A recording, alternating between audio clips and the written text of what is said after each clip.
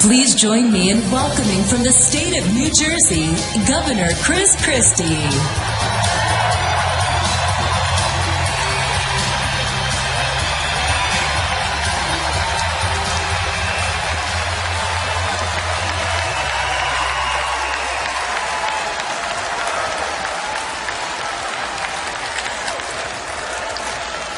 Good evening.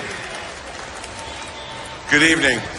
I'm here tonight not only as the governor of New Jersey, but also as Donald Trump's friend for the last 14 years. We are about to be led by not only a strong leader, but by a caring, genuine, and decent person.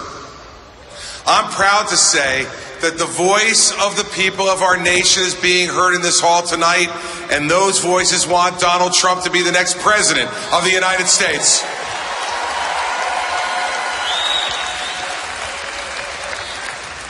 But everybody, this election is not just about Donald Trump. No, it's also about his Democratic opponent, Hillary Rodham Clinton. Now, in the past few weeks, we've seen the Justice Department refuse to prosecute her. Over the last 8 years, we've seen this administration refuse to hold her accountable for her dismal record as Secretary of State. So let's do something fun tonight. Tonight, as a former federal prosecutor, I welcome the opportunity to hold Hillary Rodham Clinton accountable for her performance and her character.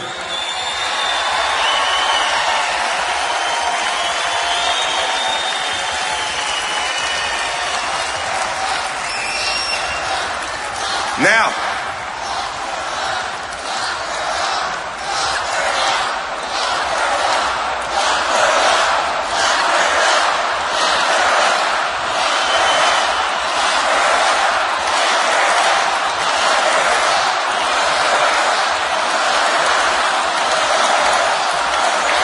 all right, we're getting there. Give me a few more minutes, we'll get there. Here's what we're going to do. We're going to present the facts to you.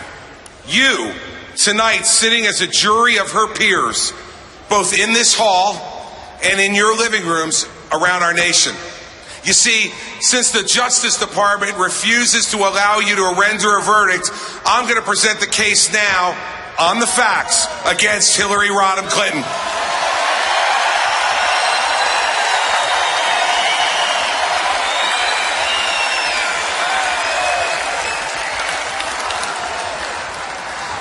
Now, she was America's chief diplomat. So let's look around the world at the violence and the danger today in every region that has been infected by her flawed judgment. But I'm going to be specific so that you can render your verdict tonight on the basis of the facts. Let's go to North Africa. She was the chief engineer of the disastrous overthrow of Gaddafi in Libya. Libya today, after Hillary Clinton's grand strategy, their economy's in ruins, there's death and violence on the streets, and ISIS is now dominating that country. So I'm going to ask you this. Hillary Clinton, as a failure for ruining Libya and creating a nest for terrorist activity by ISIS, answer me now, is she guilty or not guilty? In Nigeria, Hillary Clinton amazingly fought for 2 years to keep an al-Qaeda affiliate off of the terrorist watch list. Now, what happened because of this reckless action by the candidate who is the self-proclaimed champion of women all around the world? These al-Qaeda terrorists abducted hundreds of innocent young women 2 years ago. These schoolgirls are still missing today. And what was the solution from the Obama-Clinton team? A hashtag campaign. So now let's figure it out. Let's decide. Hillary Clinton, as an apologist for an al-Qaeda affiliate in Nigeria, resulting in the capture of innocent young women, is she guilty or not guilty? See, She fights for the wrong people. She never fights for us. She doesn't get the real threats that America faces. So now let's go to China.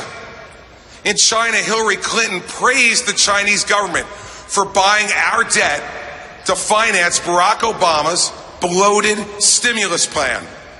She was so desperate for Chinese cash, she promised to oppose the Buy American provision in the stimulus bill in exchange for the cash to finance a huge expansion of federal government spending. So, Hillary Clinton, putting big government spending financed by the Chinese ahead of good-paying jobs for middle-class Americans, is she guilty or not guilty? Let's go to Syria. In Syria, imagine this. Imagine this. She called President Assad a reformer. She called Assad a different kind of leader. There's now 400,000 dead. Think about that. 400,000 dead at the hands of the man that Hillary defended. So we must ask this question. Hillary Clinton, as an awful judge of the character of a dictator and butcher in the Middle East, is she guilty or not guilty?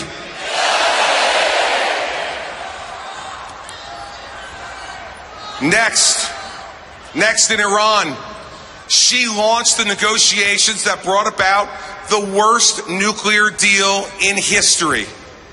Let me be clear. America and the world are measurably less safe and less respected because of the Iran deal that Hillary helped cut, period.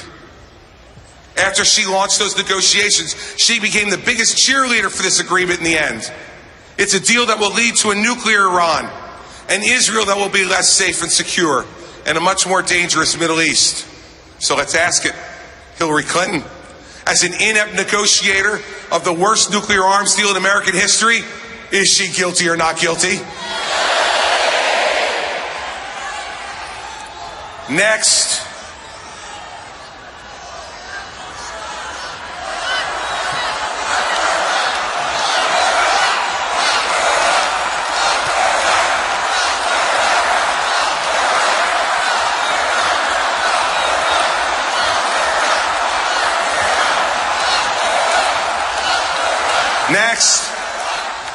Oh, believe me, we're not done yet. The indictment is hardly complete. Next, let's go to Russia. She went to the Kremlin on her very first visit and gave them that stupid, symbolic reset button. You know what I think that button should have read?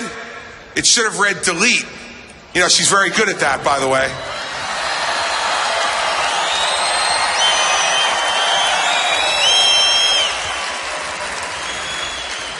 And it should have read delete because she deleted in 4 years the safety and security it took us to build in 40 years. The next year, she said our goal, America's goal, was to strengthen Russia.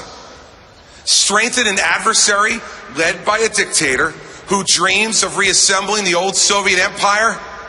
What an extraordinarily dangerous lack of judgment.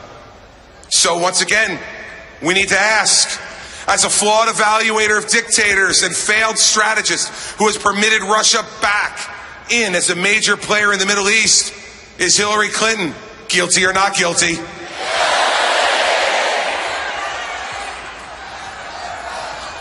Now we go to Cuba. Hillary Clinton supported concessions to the Castro brothers and got almost nothing in return for ending the embargo. She supported a deal that didn't even require this murderous regime to return a cop killer, Joanne Chesimard, to face justice. See, I know about this personally. Joanne Chesimard murdered a New Jersey state trooper in cold blood, fled to Cuba, and lives there under Cuban protection to this very day. I want to ask you, how can someone live with their own conscience when you reward a domestic terrorist with continued safety and at the same time betray the family of a fallen police officer waiting for decades for justice for his murder? So let's ask the question. Hillary Clinton, as a coddler of the brutal Castro brothers and betrayer of the family of fallen state trooper Werner Foster and his family, is she guilty or not guilty?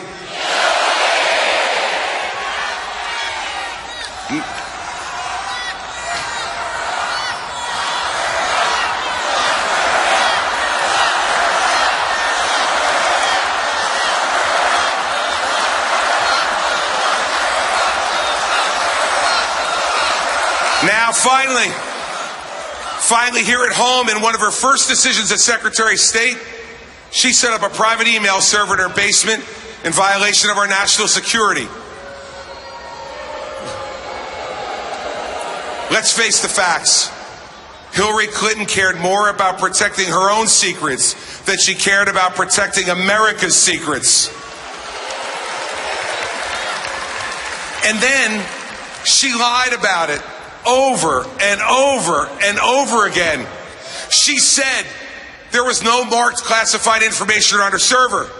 The FBI director said that's untrue. She said that she did not email any classified information. The FBI director says that's untrue. She said all work-related emails were sent back to the State Department. The FBI director said that's not true. So, as to Hillary Clinton, the charge of putting herself ahead of America, guilty or not guilty?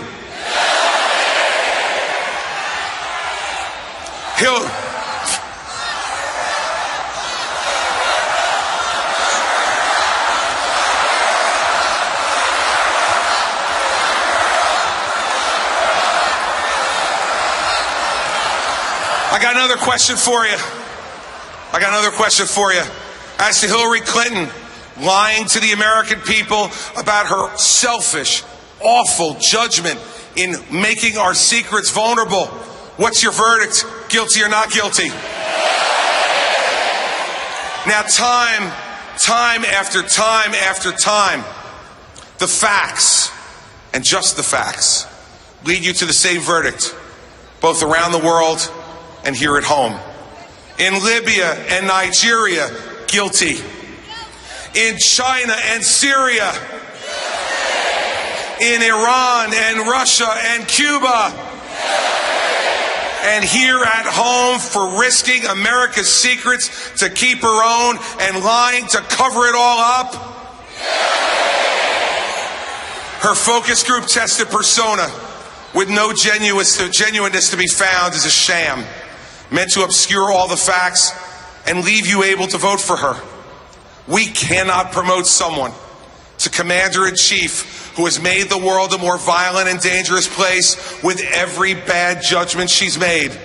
We cannot make the chief law enforcement officer of the United States someone who has risked America's secrets and lied to the American people about it day after day after day. Here it is, everybody. We didn't disqualify Hillary Clinton to be President of the United States. The facts of her life and career disqualify her.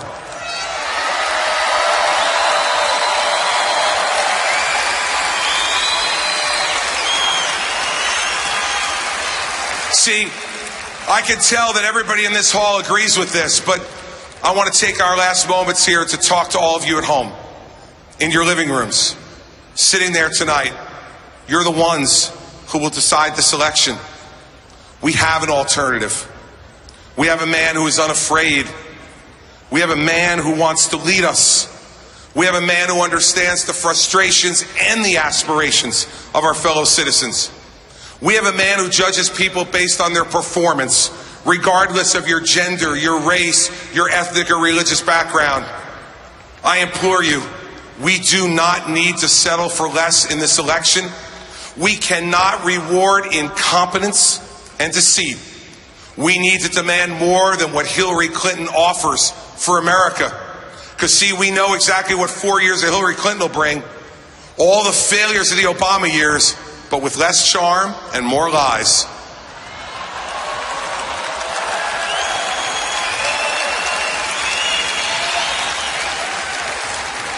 Tonight, those of us in this hall and the people at home, it is our obligation to stop Hillary Clinton now and never let her get within 10 miles of the White House again.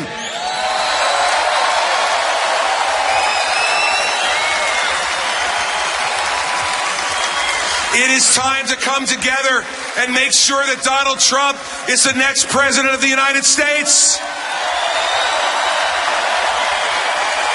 I am proud to be part of this team. Now let's go out and win this thing together. Let's go get them. Good night.